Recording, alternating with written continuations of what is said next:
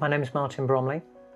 I'm dad to two young children, Victoria and Adam, and this is the story of the death of my wife, Elaine, who died in March 2005 as a result of an attempted routine operation that went wrong.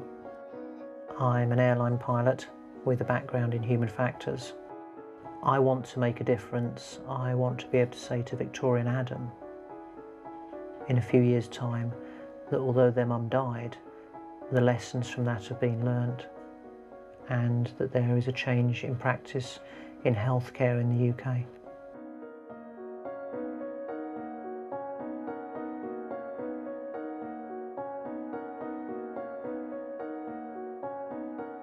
Elaine actually had very good health, but she had suffered from some sinus problems, and as a result, a consultant had recommended that she should have routine sinus surgery. We left at 8:30 in the morning, having kissed Mummy goodbye, and went off to do the weekly food shop. I got a phone call at about 11 o'clock that morning from the ENT consultant, and they explained to me that when Elaine had been anaesthetised, her airway had collapsed, that the oxygen levels in her body had fallen to very low levels, and so they decided that the safer option was to let Elaine wake up naturally, and unfortunately she hadn't done so. I went across to the intensive care unit, and there I was met by two further consultants. They explained to me very bluntly that Elaine had been without oxygen for a significant period of time and that I was looking at her having significant brain damage.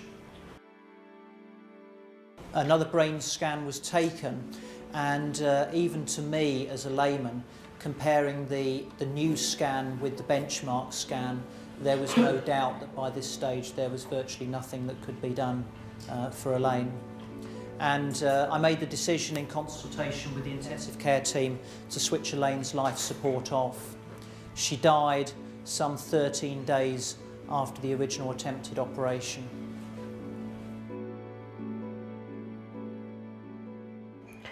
And really what I want to try and do is just share a bit of the story with you of what we know happened. As best we can. We've probably got 80% of the picture now, I think. Elaine was being cared for by an experienced anaesthetist and his experienced assistant. We'll get on, shall we? The plan was that they would start with a laryngeal mask, and they had done a very thorough pre-op assessment. There were no undue causes for concern at this stage. And at 8:35 in the morning, Elaine was anaesthetised. Off we go now. Off to sleep. The first mask wouldn't fit. They tried a second mask. Why am I having problems here? I don't know. I'll open this. Hold down a bit. Let me push the head back a bit more. They then tried some extra drugs to try and reduce some suspected tension in the muscles in the jaw. So it was obvious almost straight away that things were going wrong. We know that 2 minutes in, Elaine's oxygenation was 75% and falling, and she was by this time already visibly blue. Within 4 minutes we know that her oxygenation had fallen to 40% or lower. There's some confusion about the precise time, but we know that 6 to 8 minutes in, a number of things were happening. The anaesthetist had already started to attempt to intubate Elaine. The oxygenation was still at 40% or lower, the heart rate was falling. The ENT surgeon waiting to perform the op came into the theatre.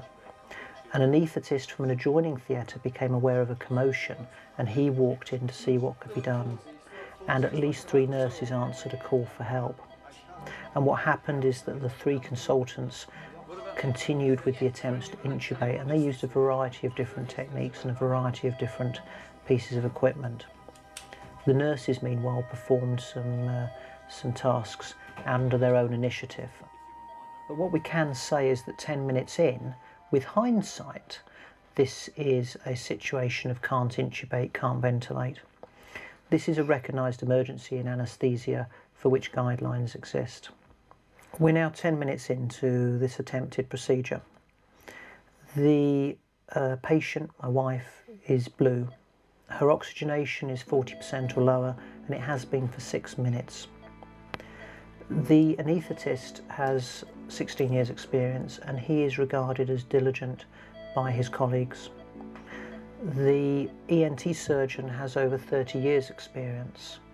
The other anaesthetist has additional skills pertaining to difficult airways, and 3 of the 4 nurses are all experienced in their job.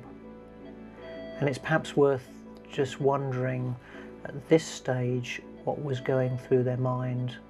The intubation attempts had failed, the oxygenation was very low. What we know actually happened is this point in 10 minutes for a further 15 minutes, the 3 consultants would appear to have continued with their attempts to intubate to the exclusion of any other option. And that at the end of that 15 minutes, we're now 25 minutes into the whole procedure, they eventually get Elaine's oxygenation to 90%, but she's actually been at 40% or lower for a total now for over 20 minutes. Keep going. Can we get above 90? Nope, she won't go up. No, you got 90 though, that's better. I don't think we should carry on with the operation. No, I agree, I think we should abandon it at this stage. Okay. The airway itself is not secure though, and so they fiddle around a bit more, and in fact her oxygenation falls again below 90% for a further 10 minutes, and finally by the time we're 35 minutes in, they seem to make the decision that the best thing is just to let her wake up naturally. Let's wheel her back, quick as we can.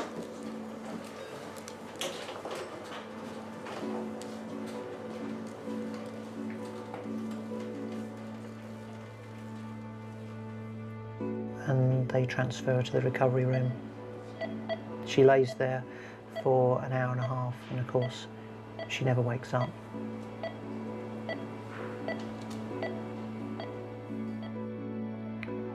Based on the evidence from the inquest and from Professor Harmer's report, the lead anaesthetist, if I can call him that, in his own words, lost control.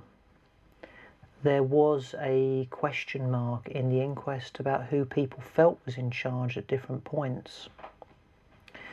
There was certainly a loss of awareness, an awareness of time, but also an awareness of the seriousness of the situation. If you like, the awareness of what was happening wasn't shared by each of the consultants. There was certainly a breakdown in the decision-making processes, and it would appear that the communication processes dried up amongst the consultants. The story with the nurses is very different. The nurses were generally aware of what was happening and what needed to happen. When I said to you that 6 to 8 minutes in, those 3 nurses arrived, one of them asked her colleague to go and fetch the tracheostomy set. There was already a quick trachea kit in theatre. She went out, she collected the tracheostomy set, she came back in and she announced to the consultants that the tracheostomy set was available, and there was no response. One of the other nurses who walked in immediately saw Elaine's colour, immediately saw the vital signs, and walked out again to phone intensive care. She phoned to check that a bed was immediately available. She came back in and she announced to the 3 consultants that a bed was available in intensive care. And in her own words, they looked at her as if to say, "What's wrong? You're overreacting." She actually walked out and cancelled that bed.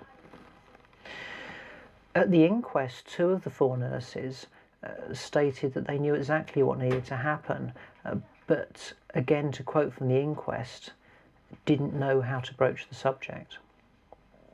We have a breakdown of leadership, of situational awareness, of prioritisation, of decision making, of communication, and of assertiveness. And these same factors, these same human factors, ironically are present in 75% of aviation accidents. And really, since then, I've been trying to understand why in aviation we train and to understand about human factors, and it's an integral part of how we design equipment and how we manage procedures and how we work day to day. It's part of our everyday language, but I'm trying to understand why that's not part of clinical practice. When we get out to the aircraft, there's a lot of technical jobs that need to be performed. There's the usual security checks of an empty aircraft. There's the safety checks, both of the outside. We have to do a walk around, making sure the systems are functioning and that everything we require for flight is switched on or operating in the way it should. Having done all the preparation, got everything ready for flight, we then get together in a briefing. And that's really to make sure that we both know what we expect to happen, but more importantly, that we think through all the possibilities. Up to 100 knots, you'll consider stopping for any ECAM warning or caution. Above 100, you'll only consider stopping ECAM warning. Engine failure is something you think is going to stop us flying. 3 things to remind me of. With a positive climb, we'll get the gear up if appropriate. Remind me that toga's available. Remind me that autopilot's available. If it's not performance limiting, I propose to follow the SID. The only other exception to that is if we had some uncontrollable situation like a fire still burning when we get to S speed, in which case I'll pull that, and it's suitable for a right-hand visual back for 27 right today. Any questions on the emergencies? Okay, as far as the departure, it's an opening up of communication. Human factors tells us that actually we're all wrong no matter how good we are, and we need people around us to help us. It's creating that open environment within your colleagues, being open to suggestions. If they put their hand up and say, "Excuse me, I'm not sure about this," it's not turning around and saying, "Actually, I'm the boss here." It's turning around and saying, "Tell me what your concern is." It's listening. And before you ask, by the way, what happened to the people who were involved in my wife's incident, you will be pleased to know that they all returned to work eventually after the incident. And that is exactly what I wanted to happen. By being back in the workplace, they can spread those very personal lessons on to their colleagues, and all of them will be much better clinicians as a result of what happened. Of that there's no doubt.